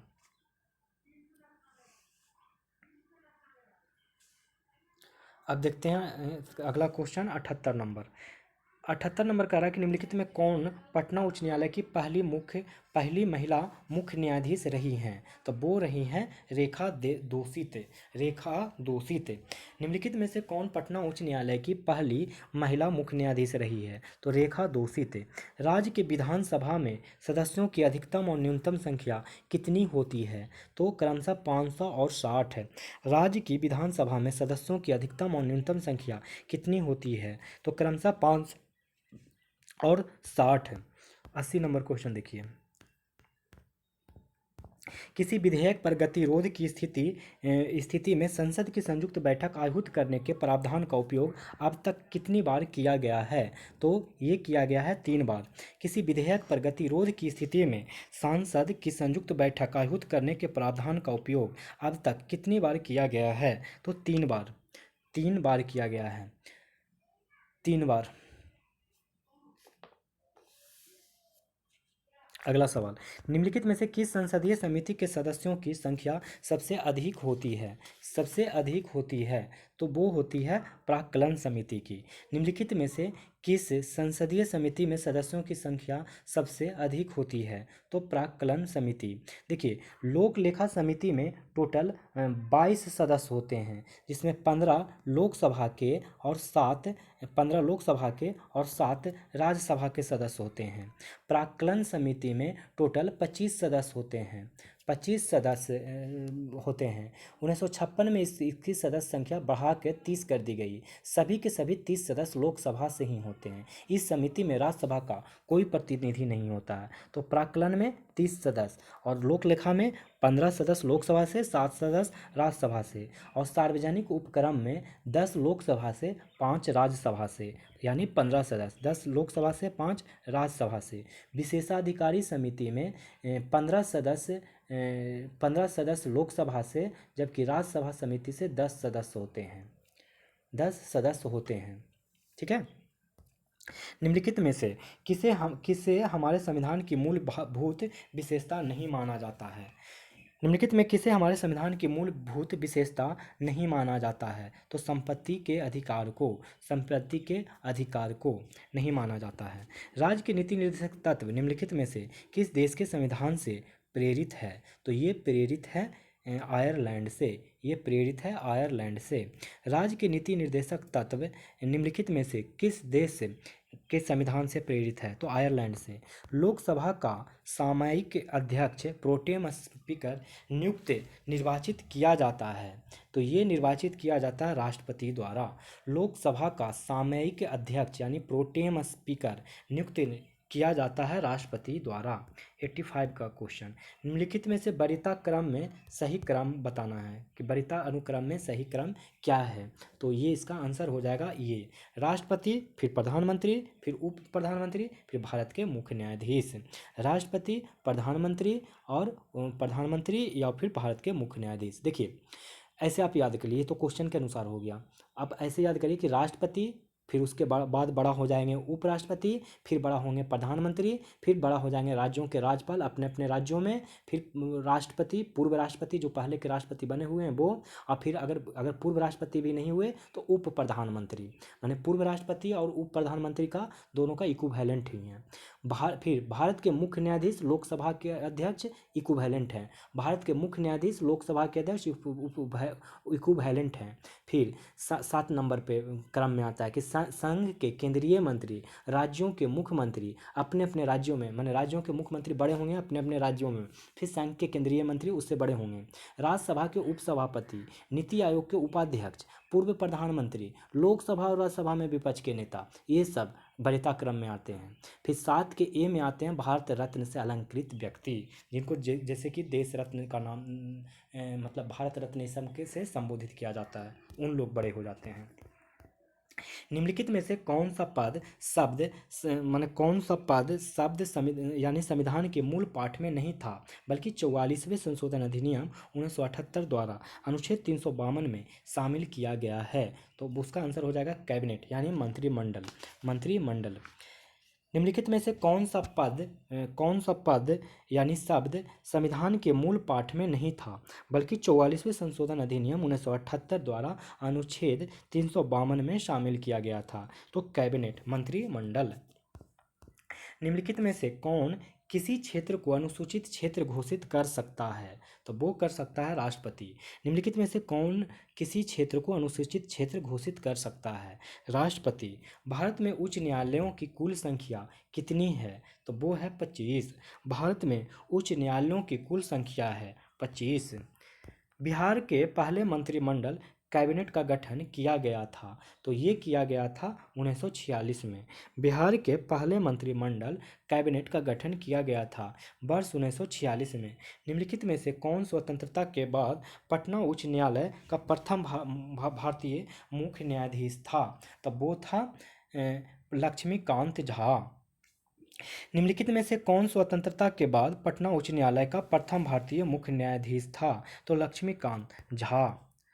अब 91 नंबर क्वेश्चन देखते हैं। 91 नंबर क्वेश्चन, भारत के संविधान की प्रस्तावना निम्नलिखित में से किस पर आधारित है? तो वो आधारित है उद्देश्य प्रस्ताव 1946। भारत के संविधान की प्रस्तावना निम्न में से किस पर आधारित है? तो उद्देश्य प्रस्ताव 1946। निम्न में से कौन सी रीट किसी व्यक्ति के विरुद्ध जारी किया जा सकता है? तो बंदी प्रत्यक्षीकरण। निम्न में से कौन सा रीट किसी व्यक्ति के विरुद्ध जारी किया जा सकता है? बंदी प्रत्यक्षीकरण। निम्नलिखित में से किसने अनुच्छेद 32 के तहत संवैधानिक उपचार के अधिकार को संविधान का हृदय और आत्मा कहा था? तो वो कहा था BR अम्बेडकर। निम्नलिखित में से किसने अनुच्छेद 32 के तहत संवैधानिक उपचार के अधिकार को संविधान का हृदय और आत्मा कहा था? तो भीमराव अम्बेडकर। निम्नलिखित में से कौन अंतर राज्य परिषद की स्थापना कर सकता है? तो वो कर सकता है राष्ट्रपति। निम्नलिखित में से कौन अंतर राज्य परिषद की स्थापना कर सकता है? तो राष्ट्रपति। निम्नलिखित राज्य के नीति निर्देशक तत्वों में से कौन सा गांधीवादी आदर्शों पर आधारित है? तो इसका आंसर ई हो जाएगा। देखिए, गरीबों को निःशुल्क विधिक सहायता प्रदान करना ये नीति निर्देशक तत्व में है। ग्रामीण क्षेत्रों में कुटीर उद्योग को बढ़ावा देना ये भी है। ये सारे के सारे आपको जो देख रहे हैं वो सारे के सारे किस चीज़ में हैं? राज्य के नीति निर्देशक तत्व में हैं। और ये सारे के सारे जो भी राज्य के नीति निर्देशक तत्व में बातें प्रावधान किया गया है सब के सब क्या होंगे? गांधीवादी आदर्शवादों से। तो ये हो जाएगा ई ऑप्शन। अब देखेंगे हम लोग 96 भारत के उपराष्ट्रपति के रूप में नियुक्त होने के लिए किसी व्यक्ति के पास निम्नलिखित में से किस पात्रता का होना आवश्यक नहीं है? तो वो वह लोकसभा का सदस्य निर्वाचित होने के लिए अहिर्त हो, ये पात्र नहीं होना है। भारत के उपराष्ट्रपति के रूप में नियुक्त होने के लिए किसी व्यक्ति के पास निम्नलिखित में से किस पात्रता का होना आवश्यक नहीं है? ये पात्रता का होना आवश्यक नहीं है कि वह लोकसभा का सदस्य निर्वाचित होने के लिए अहिर्त हो, बाकी वह 35 वर्ष का आयु पूरा कर चुका हो, वह कोई लाभ के पद पर धारण नहीं करता हो, वह भारत का नागरिक हो। लोकसभा अध्यक्ष अपने त्याग पत्र किसे संबोधित करता है? तो वो संबोधित करता है लोकसभा के अध्यक्ष को, उपाध्यक्ष को। लोकसभा अध्यक्ष अपना त्याग पत्र किसे संबोधित करता है? तो लोकसभा के अध्यक्ष को, उपाध्यक्ष को, सॉरी उपाध्यक्ष को। अब 98 नंबर क्वेश्चन देखिए, संविधान के अनुसार कौन किसी स्थान या स्थानों को उच्च न्यायालय के स्थान के रूप में अधिविष्ट कर सकता है? तो भारत का राष्ट्रपति। संविधान के अनुसार कौन किसी स्थान या स्थानों को उच्च न्यायालय के स्थान के रूप में अधिविष्ट कर सकता है? तो भारत के राष्ट्रपति। संविधान के किस अनुच्छेद के तहत राष्ट्रीय आपातकाल घोषित किया जा सकता है? तो अनुच्छेद 352। 352 में निहित है कि युद्ध, बाह्य आक्रमण या सशस्त्र विद्रोह के कारण संपूर्ण भारत या किसी हिस्से के को सुरक्षा खतरे में हो तो राष्ट्रपति आपात की घोषणा कर सकता है। 100 नंबर का क्वेश्चन, निम्नलिखित में से भारत के किस राज्य में द्विसदनीय विधायिका है? तो वो कहाँ है? ई ऑप्शन, क्योंकि आंध्र प्रदेश में भी है, उत्तर प्रदेश में भी है, कर्नाटक में भी है, पंजाब में नहीं है। तो ये तीनों में ही है दोस्तों। 6 राज्यों में है, आप लोग को पता होगा, आंध्र प्रदेश, तेलंगाना, उत्तर प्रदेश, बिहार, महाराष्ट्र और कर्नाटक में। तो चलिए 101 नंबर अब हम लोग पढ़ेंगे कि निम्नलिखित में से किस स्थान पर बिहार विधान परिषद की पहली बैठक बुलाई गई थी? तो वो बुलाई गई थी बांकीपुर में। बांकीपुर में निम्नलिखित में से किस स्थान पर बिहार विधान परिषद की पहली बैठक बुलाई गई? तो बांकीपुर में। बिहार विधान परिषद की पहली बैठक 20 जनवरी 1913 को 20 जनवरी 1913 को बांकीपुर में बुलाई गई थी। निम्नलिखित में से कौन बिहार विधान सभा का पहला अध्यक्ष था? तो वो थे बिंदेश्वरी प्रसाद वर्मा। बिंदेश्वरी प्रसाद वर्मा, जिन्हें बिंदा बाबू के नाम से भी जाना जाता है। क्या, किस नाम से जाना जाता है? तो बिंदा बाबू के नाम से भी। उन्हें भारत का राष्ट्रपति द्वारा वर्ष 1961 में भारत के तीसरे सर्वोच्च नागरिक सम्मान पद्म भूषण से सम्मानित किया गया है। बिंदेश्वरी प्रसाद को 1961 में पद्म भूषण से भी सम्मानित किया गया है। निम्नलिखित में कौन बिहार विधानसभा का पहला अध्यक्ष थे? तो बिंदेश्वरी प्रसाद वर्मा। निम्नलिखित में से कौन सा अनुच्छेद यह प्रावधान करता है कि मंत्रिपरिषद संयुक्त रूप से राज्य विधानसभा के प्रति उत्तरदायी होगी? तो इसका आंसर क्या हो जाएगा? अनुच्छेद 164। अनुच्छेद 164 के 2 के अनुसार मंत्रिपरिषद संयुक्त रूप से राज्य की विधानसभा के प्रति उत्तरदायी होगी। निम्नलिखित में से कौन सा अनुच्छेद यह प्रावधान करता है कि मंत्रिपरिषद संयुक्त रूप से विधानसभा के प्रति उत्तरदायी होगी? तो अनुच्छेद 164। निम्नलिखित में से किस अधिनियम के तहत बिहार में लोक अदालतों को वैधानिक दर्जा प्रदान किया गया है? तो वो हो जाएगा आंसर विधिक सेवा प्राधिकरण अधिनियम 1987। निम्नलिखित में से कौन अधिनियम के तहत बिहार में लोक अदालतों को वैधानिक दर्जा प्रदान किया गया है? तो विधिक सेवा प्राधिकरण अधिनियम 1987। संविधान सभा में निम्नलिखित में से कौन सही नहीं है? तो 105 का डी जो सही नहीं है कि देशी रियासतों के प्रतिनिधियों का चुनाव अप्रत्यक्ष चुनाव द्वारा किया गया था। ये बिल्कुल ही गलत बात कहा गया है। रियासतों के प्रतिनिधियों की रियासतों के प्रमुखों द्वारा नामित किया जाना था। क्या? कि रियासतों के प्रतिनिधियों को रियासतों के प्रमुखों द्वारा नामित किया जाना था। बाकी संविधान के ये तो सही ऑप्शन हो जाएगा क्योंकि ये आंसर गलत है, और बाकी ये जो 3 है ये सारे सही हैं। संविधान सभी सभा सदस्यों की कुल संख्या 389 थी। संविधान सभा सदस्यों की कुल संख्या 389। कुल सीटों में से 93 सीट रियासतों को दी गई थी। प्रांतों को सीटों का आवंटन उनकी संबंधित जनसंख्या के अनुपात में किया जाना था। 106 नंबर, भारतीय संविधान के अनुच्छेद 3 के तहत संसद अधिकृत नहीं है। तो वो नहीं है का आंसर ई हो जाएगा। देखिए, ये जो अनुच्छेद 3 है इसमें किसी में उसका राज्य क्षेत्र अलग करके अथवा दो या दो से अधिक राज्यों को मिलाकर एक नया राज्य बनाने के लिए है। दो या दो से अधिक राज्यों को मिलाकर एक नया राज्य बनाने के लिए, पहला सही। किसी भी राज्य के क्षेत्रफल में वृद्धि करने के लिए, किसी भी राज्य में क्षेत्रफल में वृद्धि करने के लिए, किसी भी राज्य के क्षेत्रफल कम करने के लिए भी, किसी भी राज्य की सीमाओं को परिवर्तित करने के लिए भी, और किसी भी राज्य का नाम भी परिवर्तन, इसमें नाम भी परिवर्तन किया जा सकता है। तो संविधान के अनुच्छेद 3 के तहत संसद अधिकृत नहीं है, तो ये सारे ही ऑप्शन सही है, इसमें गलत कथन कोई नहीं है, इसलिए ऑप्शन ई। निम्नलिखित में से एक बार फिर से ये क्वेश्चन को देख लीजिए कि भारतीय संविधान के अनुच्छेद 3 के तहत संसद अधिकृत नहीं है, तो पहला सही हो जाएगा कि दो या दो से अधिक राज्यों को मिलाकर एक नया राज्य बनाने के लिए, किसी भी राज्य के क्षेत्रफल में वृद्धि करने के लिए, किसी भी राज्य के क्षेत्रफल को कम करने के लिए, किसी भी राज्य के नाम को परिवर्तित करने के लिए, और किसी भी राज्य का नाम परिवर्तित करने के लिए, किसी भी राज्य की सीमाओं को परिवर्तित कर सकते हैं। निम्नलिखित में से कौन जूस सॉली के सिद्धांत से संबंधित है, तो वो संबंधित है नागरिकता। जूस सॉली देखिए क्या होता है, इसे सामान्यतः जन्म सिद्ध नागरिकता के रूप में जाना जाता है। यह किसी राज्य के क्षेत्र में पैदा हुए व्यक्ति की राष्ट्रीयता अथवा नागरिकता के अधिकार से संबंधित है। ये हो गया जूस सॉली। जूस सॉली क्या होता है, इसे सामान्यतः जन्म सिद्ध नागरिकता के रूप में जाना जाता है। यह किसी राज्य के क्षेत्र में पैदा हुए व्यक्ति की राष्ट्रीयता तथा नागरिकता के अधिकार से संबंधित है। अच्छा, ये तो जूस सॉली हो गया। जूस सैंगिनियस, सैंगिनियस मैं लिख देता हूँ, सैनगिनियस सैनगिनियस सैनगिनियस सैनगिनिस। जूस सैनगिनिस क्या होता है, तो यह राष्ट्रीयता कानून का एक सिद्धांत है जिसके द्वारा नागरिकता माता पिता में से दोनों अथवा एक की राष्ट्रीयता या जातीयता द्वारा निर्धारित अथवा अधिग्रहित की जाती है। फिर से सुनिए, जूस सैंगिनियस क्या होता है, यह राष्ट्रीयता कानून का एक सिद्धांत है जिसके द्वारा नागरिकता माता पिता में से दोनों अथवा एक की राष्ट्रीयता या जातीयता द्वारा निर्धारित अथवा अधिग्रहित की जाती है। निम्नलिखित में से कौन संसदीय सरकार की विशेषता है, तो वो है बहुमत वाले दल का शासन। निम्नलिखित में से कौन संसदीय सरकार की विशेषता है, तो बहुमत वाले दल का शासन। निम्नलिखित युग्मों में कौन सुमेलित नहीं है, कौन सुमेलित नहीं है ये पूछ रहा है, तो अनुच्छेद 29 राज्य द्वारा वित्त पोषित विद्यालयों में से कोई धार्मिक शिक्षा नहीं होगा, ये सही नहीं है, ये वाला सही नहीं है।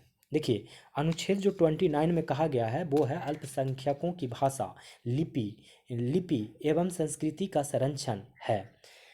अनुच्छेद 19 में सहकारी समितियों का गठन का अधिकार है। अनुच्छेद 22 में गिरफ्तारी तथा बंदी बनाए जाने के खिलाफ विरोध का अधिकार है। अनुच्छेद 24 में बाल श्रम का निषेध है। अनुच्छेद 19 में सहकारी समितियों का गठन का अधिकार है। अनुच्छेद 22 में गिरफ्तारी तथा बंदी बनाए जाने के खिलाफ विरोध का अधिकार है। अनुच्छेद 24 में बाल श्रम का निषेध है। निम्नलिखित में कौन भारतीय संविधान की प्रतिष्ठापित एक मौलिक कर्तव्य है, तो इसका भी आंसर ई हो जाएगा, क्योंकि सारे के सारे इसमें सही हैं। देश की रक्षा करना और आह्वान किए जाने पर राष्ट्र की सेवा करना। जैसे कि अभी यूक्रेन में क्राइसिस चल रहा है, तो यूक्रेन के जो राष्ट्रपति जेलेंस्की हैं वो आह्वान कर रहे हैं अपने देशवासियों को, तो वो आके युद्ध लड़ रहे हैं उनके नागरिक। तो यही पहला मतलब हुआ कि देश की रक्षा करना और आह्वान किए जाने पर राष्ट्र की सेवा करना। समय पर कर का भुगतान करना, जो कि आप टैक्स आप लोग भरते हैं। सार्वजनिक संपत्ति को सुरक्षित रखना और हिंसा से दूर रहना, मतलब इसमें यह बताया जाता है कि आप लड़ाई झगड़ा ना करें और सार्वजनिक संपत्ति को सुरक्षित रखें, उनका नुकसान ना पहुंचाएं। और लास्ट में कह रहा है कि इस ऑप्शन के लास्ट में कह रहा है, मैंने इस क्वेश्चन के लास्ट में, कि 6 से 14 वर्ष तक के आयु वाले बच्चों को शिक्षा के अवसर उपलब्ध कराना, ये भी सही है। देखिए, टोटल 11 मौलिक कर्तव्य दिए गए हैं, इसमें से केवल 4 ही हैं, 7 और हैं। तो आप ये 7 बाकी सब भी इंपॉर्टेंट हैं, लेकिन मेंस पॉइंट ऑफ व्यू के लिए बहुत इंपॉर्टेंट हैं, तो आप चाहें तो आप पढ़ ले सकते हैं किताब से। संविधान के निम्नलिखित प्रावधानों में से किसमें संसद के विशेष बहुमत एवं राज्यों की सहमति द्वारा ही संशोधन किया जा सकता है, तो वो हो जाएगा आंसर 7वीं अनुसूची के अंतर्गत कोई भी सूची। संविधान के निम्नलिखित प्रावधानों में से किसमें संसद के विशेष बहुमत एवं राज्यों की सहमति द्वारा ही संशोधन किया जा सकता है? 7वीं अनुसूची के अंतर्गत कोई भी सूची। निम्नलिखित में से क्या संघीय सरकार की विशेषता नहीं है? तो इसका आंसर ई। संघीय सरकार की विशेषता देखिए क्या क्या है। तो द्विस्तरीय सरकार जिसमें राष्ट्रीय सरकार और क्षेत्रीय सरकार हो। लिखित संविधान देखिए है ऑप्शंस में। फिर संविधान की सर्वोच्चता ये भी है ऑप्शन में। फिर स्वतंत्र न्यायपालिका ये भी ऑप्शन में है। फिर कठोर संविधान भी ऑप्शन में है। तो यह सारे के सारे सही हैं। द्विसदनीय विधायिका भी होता है, द्विस्तरीय सरकार भी, राष्ट्र एवं क्षेत्रीय सरकारों के मध्य शक्तियों का विभाजन भी हो। तो ये सारे संघीय सरकार के ही विशेषता हैं। विशेषता इसमें ऐसा कोई ऑप्शन नहीं है जिसकी विशेषता नहीं है। अंतर्राज्यीय परिषद की स्थापना का उल्लेख भारतीय संविधान के किस अनुच्छेद में किया गया है? तो अनुच्छेद 263। अंतर्राज्यीय परिषद की स्थापना का उल्लेख भारतीय संविधान के किस अनुच्छेद में किया गया है? तो अनुच्छेद 263। संविधान के किस अनुच्छेद द्वारा वित्तीय आपातकाल की घोषणा की जा सकती है? तो वो की जा सकती है अनुच्छेद 360। अनुच्छेद 360 है। संविधान के किस अनुच्छेद द्वारा वित्तीय आपातकाल की घोषणा की जा सकती है? अनुच्छेद 360 है। निम्नलिखित में से कौन सा वीटो शक्ति भारत के राष्ट्रपति को प्राप्त नहीं है? तो वो है बी, विशेषित वीटो। ये भारत के राष्ट्रपति को प्राप्त नहीं है। निम्नलिखित में से कौन सा वीटो शक्ति भारत के राष्ट्रपति को प्राप्त नहीं है? तो विशेषित वीटो। आधुनिक राज्यों में कार्यकारी द्वारा प्राप्त वीटो शक्ति को निम्नलिखित 4 प्रकारों में वर्गीकृत किया जाता है। पहला आत्यांतिक वीटो, दूसरा विशेषित वीटो, तीसरा निलंबनकारी वीटो, चौथा पॉकेट वीटो। इसमें से आत्यांतिक वीटो और निलंबनकारी वीटो और पॉकेट वीटो की शक्ति राष्ट्रपति के पास है। बाकी विशेषित वीटो का पावर नहीं है राष्ट्रपति के पास। संविधान के अनुसार प्रधानमंत्री के चयन एवं नियुक्ति की जाती है। तो इसका ऑप्शन ई हो जाएगा। संविधान के प्रधानमंत्री में चयन एवं नियुक्ति के लिए कोई विशेष प्रक्रिया निर्धारित ही नहीं की गई है। तो आप कैसे बताइएगा? बस खाली अनुच्छेद में केवल यह कहता है, 75 के अनुच्छेद में यह कहता है कि प्रधानमंत्री को राष्ट्रपति द्वारा नियुक्त किया जा सकता है।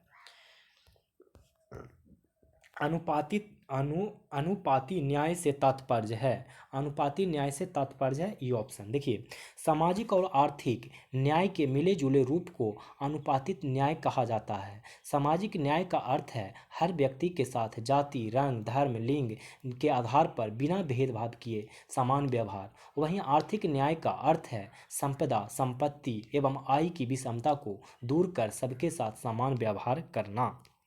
समझ गए होंगे अब तक। उच्च न्यायालय के न्यायाधीशों को पद से हटाया जाना संबंधित प्रावधान किस देश से संविधान से लिया गया है? तो वो लिया गया है संयुक्त राज्य अमेरिका से। उच्च न्यायालय के न्यायाधीशों को पद से हटाया जाना संबंधित प्रावधान किस देश के संविधान से लिया गया है? तो संयुक्त राज्य अमेरिका से लिया गया है। अगला सवाल कह रहा है कि 6ठी अनुसूची में वर्णित राज्यों को निम्नलिखित में से कौन शामिल नहीं है? कौन शामिल नहीं है? तो ये देखिए 119 का आंसर सी हो जाएगा, मणिपुर। 6ठी अनुसूची में असम, त्रिपुरा, मेघालय तथा मिजोरम। असम, त्रिपुरा, मेघालय और मिजोरम ये 4 राज्यों को ये 4 राज्यों को शामिल किया गया है 6ठी अनुसूची में। मणिपुर को शामिल नहीं किया गया है। 6ठी अनुसूची में वर्णित राज्यों में कौन शामिल नहीं है? तो मणिपुर नहीं है। और ये पता है 6ठी अनुसूची में क्यों ये शामिल किया गया है? क्योंकि इन राज्यों के जनजातीय क्षेत्र के प्रशासन से संबंध उपबंध किए गए हैं। जबकि एक ठो और अनुसूचित जनजाति क्षेत्रों से रिलेटेड एक 5वीं अनुसूची जो भी सुने होंगे, उसमें अनुसूचित क्षेत्रों और अनुसूचित जनजाति के प्रशासन व नियंत्रण के बारे में है। निम्नलिखित युग्मों में कौन से सही सुमेलित नहीं है? आप देखिए कि निम्नलिखित में से और कौन सा युग्म सुमेलित नहीं है, ये पता करना है। तो मौलिक इसका आंसर क्या हो जाएगा? बी। मौलिक अधिकार उप समिति के सरदार वल्लभ भाई पटेल नहीं होंगे, बल्कि मौलिक अधिकार के उप समिति थे जेबी कृपलानी। जेबी कृपलानी ये थे, जेबी कृपलानी।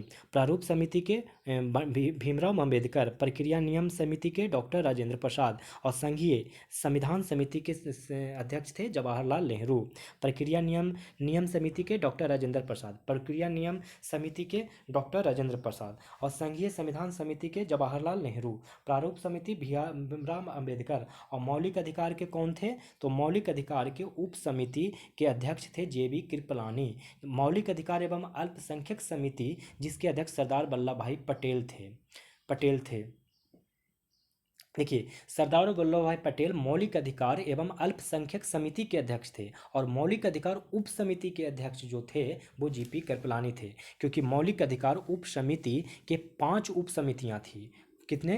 5 उप समितियाँ थी, और उसमें से एक जो मौलिक अधिकार उप समिति हुई उसके जेबी कृपलानी थे, और अल्पसंख्यक उप समिति के अध्यक्ष एच.सी. मुखर्जी थे। अल्पसंख्यक उप समिति के अध्यक्ष एच.सी. मुखर्जी थे। अब देखेंगे 121 नंबर क्वेश्चन। कह रहा है कि संविधान के किस भाग को भारत का मैग्ना कार्टा की संज्ञा दी जाती है? तो मौलिक अधिकार को भारत का मैग्ना कार्टा की संज्ञा दी जाती है। जानते हैं भाग 3 में है, अनुच्छेद 12 से 35 तक है। 12 से 35 तक है। 122। प्रोटेम स्पीकर सामान्यतः किसे नियुक्त किया जाता है? तो ये नियुक्त किया जाता है नवनिर्वाचित लोकसभा के वरिष्ठतम सदस्यों में से एक को। प्रोटेम स्पीकर सामान्यतः किसे नियुक्त किया जाता है? तो ये नवनिर्वाचित लोकसभा के वरिष्ठतम सदस्यों में से एक को। राष्ट्रपति के अध्यादेश जारी करने की शक्ति किस अनुच्छेद के तहत वर्णित है? तो ये अनुच्छेद 123 के तहत वर्णित है। राष्ट्रपति के अध्यादेश जारी करने की शक्ति किस अनुच्छेद के तहत वर्णित है? तो अनुच्छेद 123। उपराष्ट्रपति के चुनाव में निम्नलिखित में किसकी भागीदारी होती है? तो ये भागीदारी होती है संसद, राज्यसभा व लोकसभा के सभी सदस्य। उपराष्ट्रपति के चुनाव में निम्नलिखित में से किसकी भागीदारी होती है? तो संसद का, जो कि राज्यसभा और लोकसभा के सभी सदस्य होते हैं। 125 में देखिए कि निम्न युग्मों में से कौन सा सुमेलित है? तो देखिए इसका सही सुमेलित है अनुच्छेद 43B में सहकारी समितियों का प्रोत्साहन। अनुच्छेद 43B में है सहकारी समितियों का प्रोत्साहन, ये सही है। 126 नंबर।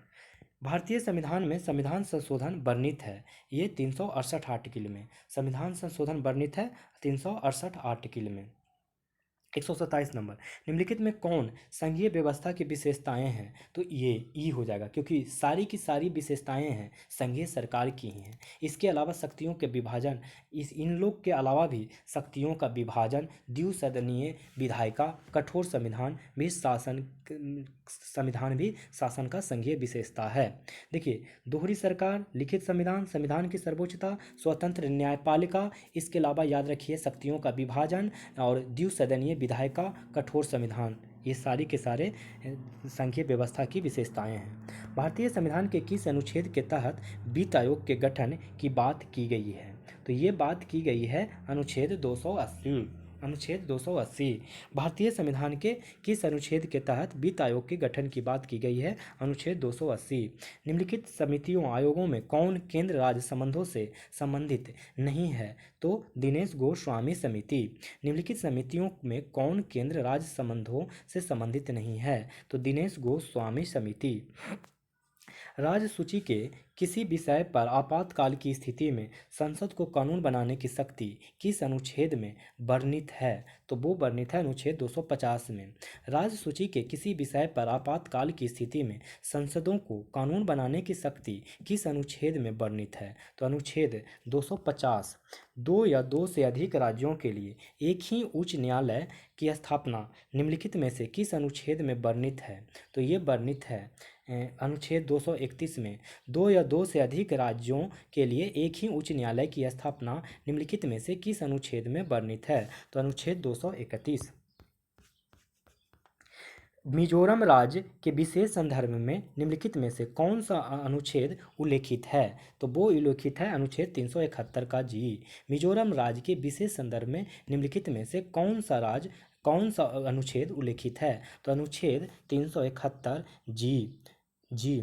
अब देखिए 133 का आंसर।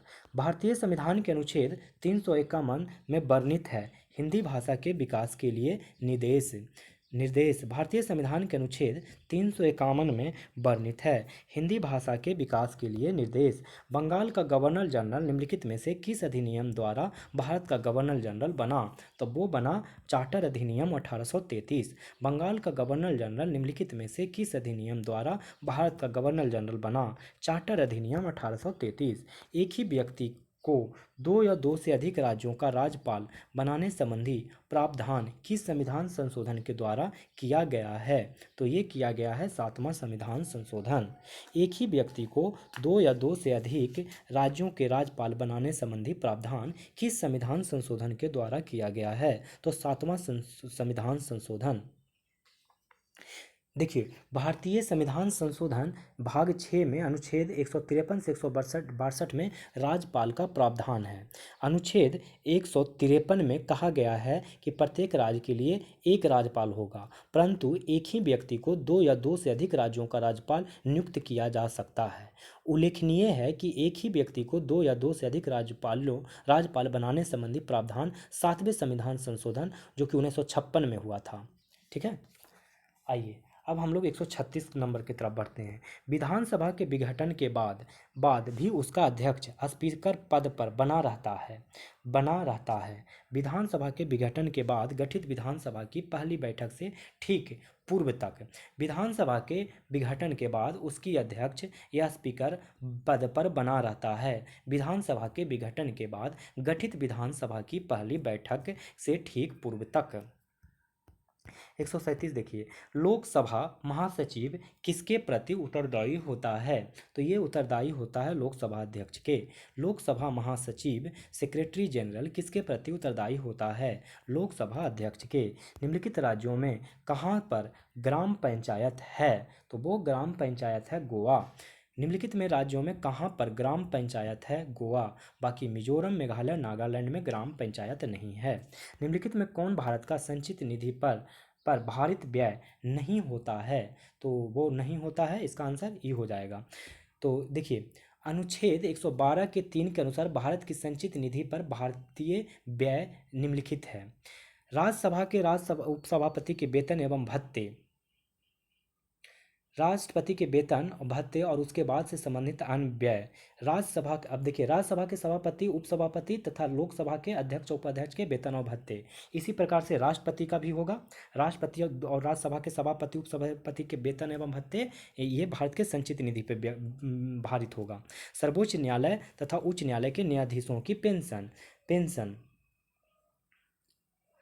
सर्वोच्च न्यायालय के न्यायाधीशों के वेतन भत्ते एवं पेंशन तथा उच्च न्यायालय के न्यायाधीशों की सिर्फ पेंशन, इनके वेतन भत्ते राज्यों के संचित निधि में दिए जाते हैं। भारत के नियंत्रक लेखक परीक्षक के वेतन भत्ते और पेंशन भी, उच्च न्यायालय के न्यायाधीशों के वेतन एवं भत्ते भी, ये सारे के सारे सही हैं।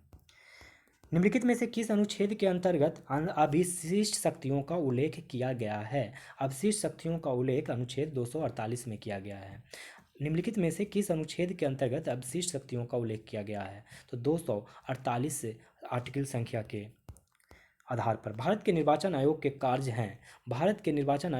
हैं ऑप्शन ई।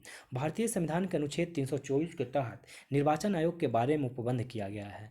भारत का निर्वाचन आयोग एक अस्थायी संवैधानिक निकाय है। इसकी स्थापना 25 जनवरी 1950 को किया गया था। इसमें एक मुख्य चुनाव आयुक्त और 2 अन्य निर्वाचन आयुक्त होते हैं। इनके निम्नलिखित कार्य हैं, तो देख लीजिए इनके कौन से निम्नलिखित कार्य हैं और मिला लीजिए। संसद द्वारा राज्य विधानमंडलों के सभी चुनाव करवाना, राष्ट्रपति तथा उपराष्ट्रपति हेतु चुनाव करवाना, किसी राज्य के स्वतंत्र एवं निष्पक्ष चुनाव के लिए अनुकूल दशा होने पर राष्ट्रपति शासन लगाए जाने की संस्तुति करना, फिर निर्वाचन सूचियां तैयार करने के कार्य का निरीक्षण और निर्देशन एवं नियंत्रण। तो ये सारे के सारे निर्वाचन आयोग के कार्य हैं। निर्वाचन आयोग के बहुत सारे और भी कार्य हैं, तो लेकिन इस क्वेश्चन में इतने ही दिए गए हैं। तो हम देखेंगे 142 नंबर क्वेश्चन। 142 नंबर क्वेश्चन कह रहा है कि सिंधी के को किस संविधान संशोधन के माध्यम से 8वीं अनुसूची में शामिल किया गया है? तो 21वां संविधान संशोधन। सिंधी को किस संविधान संशोधन के माध्यम से 8वीं अनुसूची में शामिल किया गया है? तो 21वां संविधान संशोधन। निम्नलिखित कथनों में से कौन राज्यसभा के विषय में सही है? तो ये कौन सा सही कथन सही है? तो संविधान के अनुच्छेद 80 में इसके गठन का प्रावधान है। संविधान के अनुच्छेद 80 में इसके गठन का प्रावधान है। कोई भी संविधान संशोधन कानून भारतीय सर्वोच्च न्यायालय द्वारा असंवैधानिक घोषित किया जा सकता है यदि विधि के समक्ष समानता के अधिकार को भाग 3 से हटाकर संविधान में अन्यत्र कहीं रखता है। कोई भी संविधान संशोधन कानून भारतीय सर्वोच्च न्यायालय द्वारा असंवैधानिक घोषित किया जा सकता है यदि वह विधि के समक्ष समानता के अधिकार को भाग 3 से हटाकर संविधान में अन्यत्र कहीं रखता है। अगला सवाल, निम्नलिखित युग्मों में कौन सुमेलित नहीं है? तो देख लीजिए कौन सुमेलित नहीं है। तो शेयर बाजार समवर्ती सूची में है, ये सुमेलित नहीं है क्योंकि शेयर बाजार संघ सूची का विषय है। संघ सूची का विषय है शेयर बाजार संघ सूची का। वन समवर्ती सूची, डाकघर संघीय सूची, जन स्वास्थ्य राज्य सूची। जन माने स्वास्थ्य राज्य सूची, डाकघर संघीय सूची और वन समवर्ती सूची। 146 नंबर क्वेश्चन देखेंगे कि निम्नलिखित में से किन अनुच्छेदों को राष्ट्रीय आपातकाल के दौरान निलंबित नहीं किया जा सकता है? तो अनुच्छेद 20-21 को राष्ट्रपति आपातकाल के दौरान भी निलंबित नहीं किया जा सकता है। निम्नलिखित में किन अनुच्छेदों को राष्ट्रीय आपातकाल के दौरान निलंबित नहीं किया जा सकता है? अनुच्छेद 20 और अनुच्छेद 21 को नहीं किया जा सकता है। हम देखेंगे 147 नंबर क्वेश्चन, निम्नलिखित में कौन 21वें विधि आयोग के अध्यक्ष हैं? तो वो हैं न्यायमूर्ति बलबीर सिंह चौहान। निम्नलिखित में कौन 21वें विधि आयोग के अध्यक्ष हैं? न्यायमूर्ति बलबीर सिंह चौहान। भारत के किसी राज्य में विधान परिषद का सृजन अथवा समाप्ति की जा सकती है? तो भारत के किसी राज्य में विधान परिषद का सृजन अथवा समाप्ति की जा सकती है। कैसे की जा सकती है? तो राज्य विधानसभा के तत्व संबंधी संकल्प को पारित करने पर संसद द्वारा राज्य विधानसभा के तत्व संबंधी संकल्प को पारित करने पर संसद द्वारा। निम्नलिखित में से कौन संविधान 42वें संशोधन द्वारा नीति निर्देशक तत्वों में नहीं जोड़ा गया है? तो समान नागरिक संहिता नहीं जोड़ा गया है। निम्नलिखित में से कौन संविधान में 42वां संशोधन द्वारा नीति निर्देशक तत्वों में नहीं जोड़ा गया है? तो समान नागरिक संहिता। भारतीय संविधान को बृहद होने के कारण हैं। तो क्या कारण है? Option E. भारतीय संविधान के बृहद होने के कारण यह है कि इसमें संघ तथा राज्य दोनों सरकार का संविधान है। परिवर्तन के समय 1950 ईस्वी में 22 भाग थे 395 अनुच्छेद तथा 8 अनुसूचियां थी, जो कि वर्तमान में 25 भाग 444 अनुच्छेद एवं 12 अनुसूचियां हैं। भारत के संविधान से अन्य देशों के संविधान की तुलना की जाए तो संयुक्त राज्य अमेरिका के संविधान में 7 अनुच्छेद, कनाडा के संविधान में 147 अनुच्छेद, अफ्रीका के संविधान में 253 अनुच्छेद तथा ऑस्ट्रेलिया के संविधान में 128 अनुच्छेद थे। तो ये सारे के सारे सब माने सही हैं, बृहद होने के कारण है। तो इसका आंसर ई हो जाएगा। तो इस तरीके से दृष्टि का प्रैक्टिस सेट संख्या 2 खत्म हो गया। अब बहुत ही जल्द 3 खत्म हो गया। बहुत ही जल्द आपको सेट संख्या 4 भी मिल जाएंगे। 4 में पूरा इकोनॉमिक्स है, तो उसके भी वीडियो जल्दी ही मिल जाएंगे। तो आप लोग को अगर ये वीडियो पसंद आ रहा है तो लाइक करें और कमेंट भी करें, और चैनल पे नए हो तो सब्सक्राइब करें और दोस्तों को भी शेयर करें। और आप लोग को अब छोड़े चलता हूँ इस उम्मीद के साथ कि आप लोग अपने चरित्र को इस प्रकार बनाएंगे कि महिलाएं आपके साथ होने से सुरक्षित महसूस करेगी। धन्यवाद।